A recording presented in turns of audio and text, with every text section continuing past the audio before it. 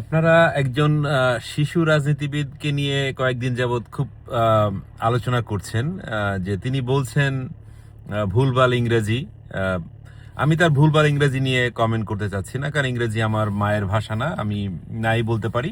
তবে ওনার বলা না বলাই উচিত ছিল, কারণ উনি ভালো করে বলতে পারেননি, যেহেতু ওনার বাংলা বলাটাই উচিত ছিল।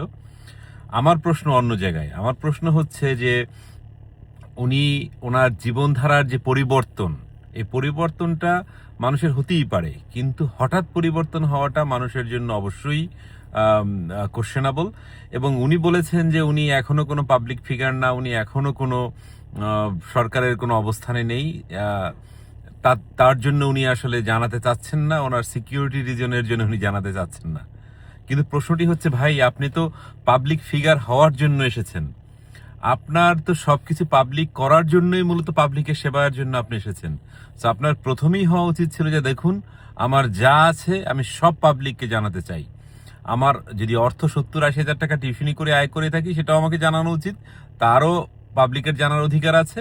এবং আপনি কোথায় থাকেন, কি খান কি খান না, সেটা যেমনটা আপনার প্রাইভেসি, তেমনটা পাবলিকের জন্য নলেজেবল হওয়া উচিত, কারণ আপনি পাবলিক ফিগার হতে যাচ্ছেন বা হচ্ছেন বা হওয়ার ইচ্ছা পোষণ করছেন।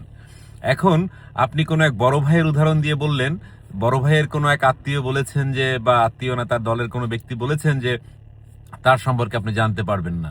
দেখুন, এটা উনি কি বলেছেন সেটা আমরা বুঝেছি, এবং আমরা জানতে পারি কি পারি না সে ব্যাপারটা আমাদের মধ্যে আছে। কিন্তু আপনি একজন শিশু রাজনীতিবিদ হয়ে আপনার যে পরিবর্তনটা, সেটা অবশ্যই পাবলিকের সম্মুখে নিয়ে আসা উচিত। আপনি যদি ন্যায়ের, সত্যের এবং নীতিগত জায়গায় ঠিক থাকেন, তাহলে আপনার সেই কথাগুলো বলতে বাধা কোথায়?